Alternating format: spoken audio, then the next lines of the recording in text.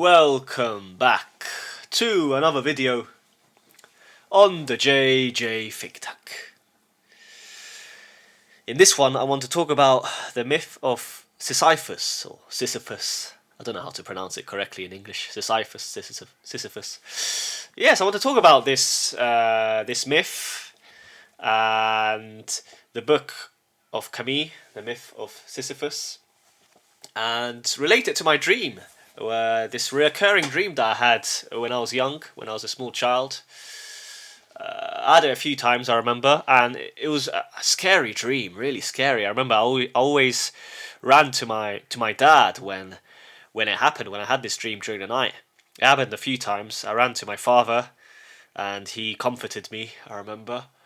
And yes, I'd just like to talk about it. Maybe something will be revealed as I enter this monologue. And here we have, obviously, Sisyphus carrying this rock. This is Albert Camus. And this myth, it talks about Sisyphus carrying a rock on his shoulders, going up the hill, and then coming back down. Yes, because the rock always falls down again, down the hill, down the mountain, and he has to repeat the process. He has to keep on repeating it.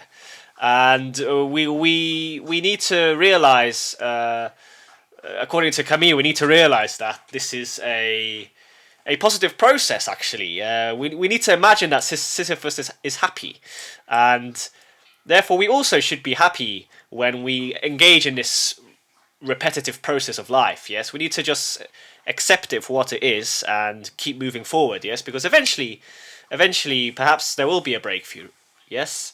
There will be a breakthrough, but even if there isn't one, we should just enjoy the process of repeating this movement and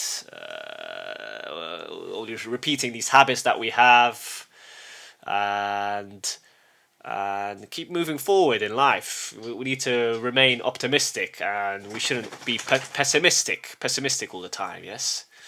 So I remember when I read this book. This was one of the first books I read around 10 years ago, when I started my journey of inner healing, we could say, or when I started doing the inner work, and it really had an impact on me. I remember this was a book that really helped me. It really helped me in life. And yeah, I'd like to share a couple of quotes by Albert Camus, and this is what he said. The struggle itself towards the heights is enough to fill a man's heart. One must imagine Sisyphus happy. And then the next one, you have already grasped that Sisyphus is the absurd hero. He is as much through his passions as through his torture. His scorn of the gods, his hatred of death, and his passion for life won him that unspeakable penalty in which the whole being is exerted towards accomplishing nothing. This is the price that must be paid for the passions of this earth. That's a beautiful passage there by Albert Camus, and it talks about perhaps the titanic nature of humanity. And I guess here we can again refer to Dugin. Yes, so Dugin talks about the three logoi, the three logoses. We have the logos of Apollo, the logos of Dionysus, and the logos of Cybele. And perhaps Sisyphus is in between Dionysus and Cybele. Yes. He is this titanic hero who is trying to become like Christ, yes, to break through and achieve this logos of Dionysus, we could say, yes. I know, it's just my interpretation, something that popped up into my mind now, and definitely, if anyone listening here is lost, or if any of my viewers are younger men and younger women, and they feel lost, they need some inspiration in the meaninglessness, because we all go through a phase in life, through repeating phases in life where everything seems meaningless. There's just nothing there, right? We feel lost. What can we do? What should we do? And I was in this phase. Yes, I remember I had this phase, and I guess at this moment in time, you just have to repeat habits. I guess repeat certain habits that kind of boost your mental health, and just work from there really, and eventually the puzzle is solved. Well, not solved, but you get a clearer picture of reality and yourself in the world. I guess. So this is what I noticed as I was growing up and as I started this process of mine. So yes, now I'll talk about my dream again.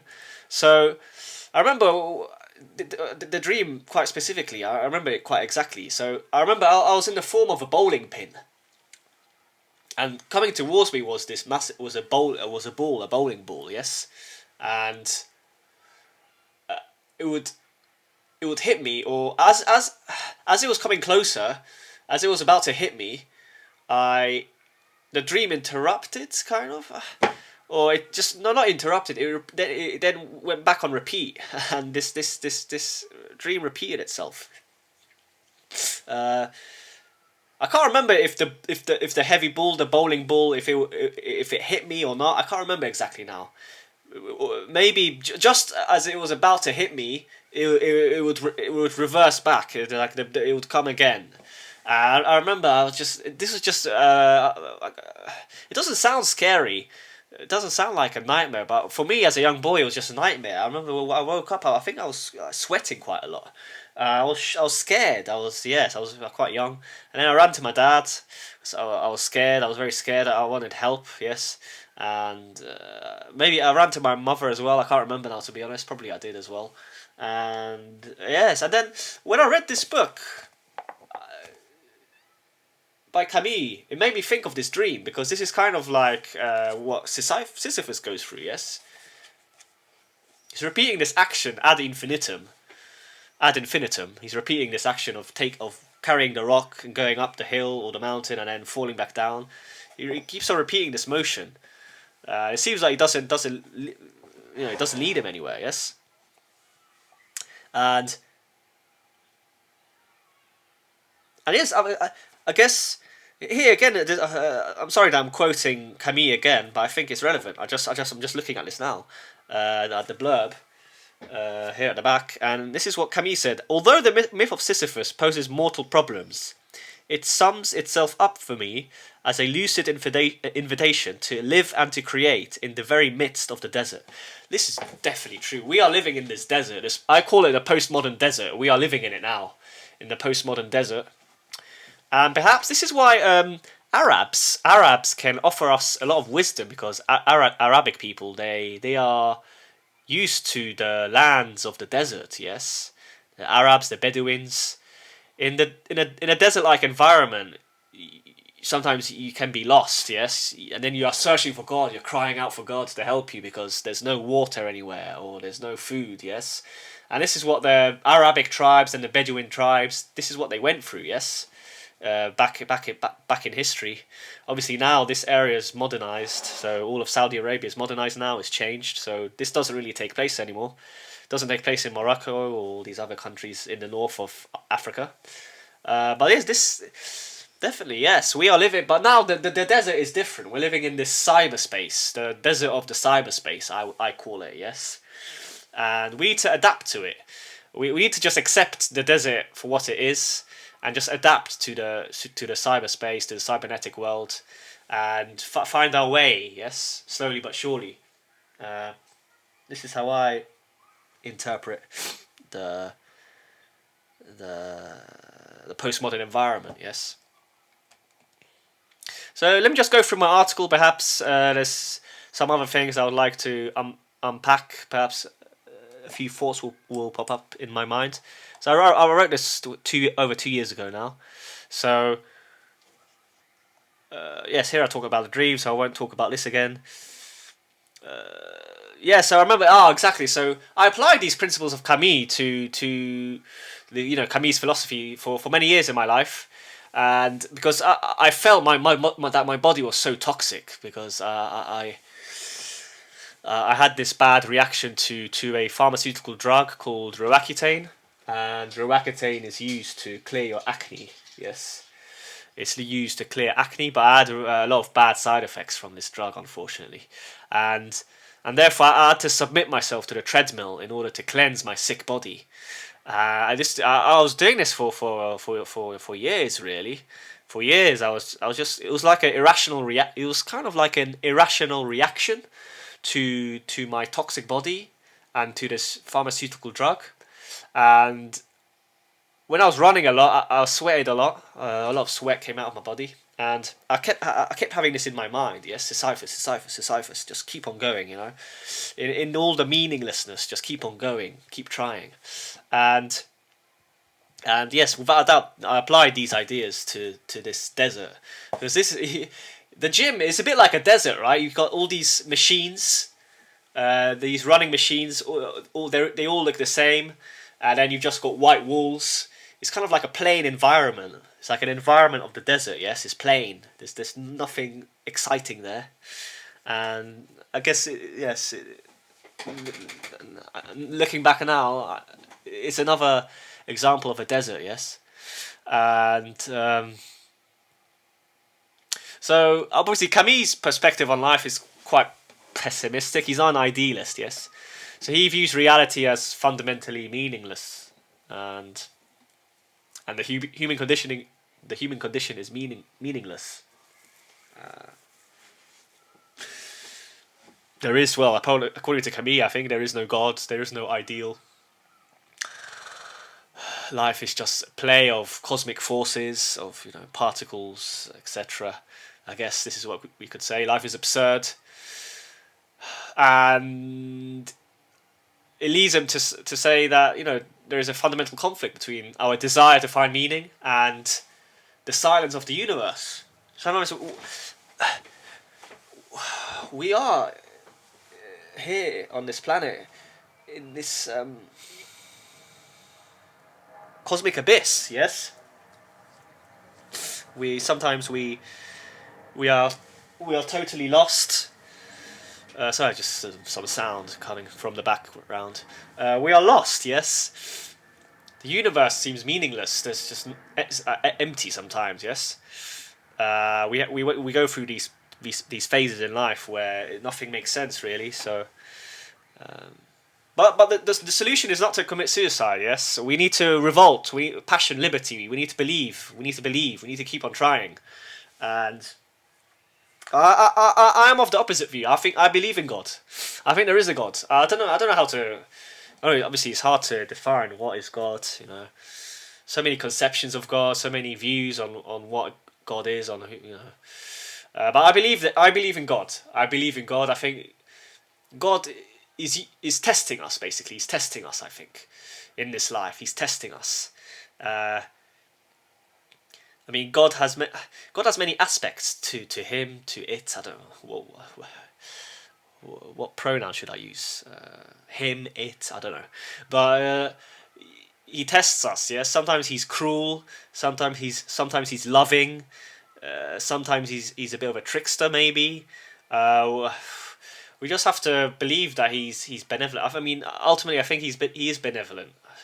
He offers us grace. Yes. And he does reveal himself sometimes. We just have to be patient. God appears in a man's life at different stages. Sometimes he appears much earlier, sometimes later, perhaps. Yes. So we just have to be patient and keep going, really. So that's why I don't think I'm an absurdist anymore. I think I don't. I'm more of a Kierkegaardian. I like Kierkegaard more. I think overall, Kierkegaard, I guess, he is much more difficult to understand. Perhaps he is a very deep thinker, Kierkegaard, and I love how Kierkegaard talks about Jesus Christ, about faith. It's very beautiful, but I don't want to cover this in this video. I'll create another video about Kierkegaard. But yes, I mean overall, it's still Camus. I rate some of Camus' works. This is definitely, I think this is his best work. Really, this is what I love the most. Myth of Sisyphus. It's a great book for those who do not yet believe. I think, because if you are in this desert, this postmodern environment of the desert, this postmodern desert environment, we can, we need something, yes, to cling on to. And Sisyphus is a person that we can cling on to, yes, definitely. So yes. Anyway, that's the end of my video for today. I hope you enjoyed it. I hope you found something interesting as you were listening. I hope it helped you in some way. I know this myth of Sisyphus definitely helped me in my life. It really did help me. And there's this YouTuber called The Functional Melancholic, and I guess he is really inspired by Sisyphus. So you can find him on YouTube, The Functional Melancholic. He a great YouTube channel, I believe. I don't agree with him all the time. Sometimes I think he's too trapped in this melancholy. Because he defines himself as melancholic. If you constantly define yourself as something, you become this, right? You can escape this. But yes, anyway. So check him out. He's a great YouTube channel, The Functional Melancholic. But yes, that's all from me. I hope you enjoyed the video. I hope you found it interesting. I hope you liked it. If you liked the video, consider liking and subscribing. It will help me grow the channel. But yes, that's all for today. Once again, thank you for listening, and I wish you all the best. Take care.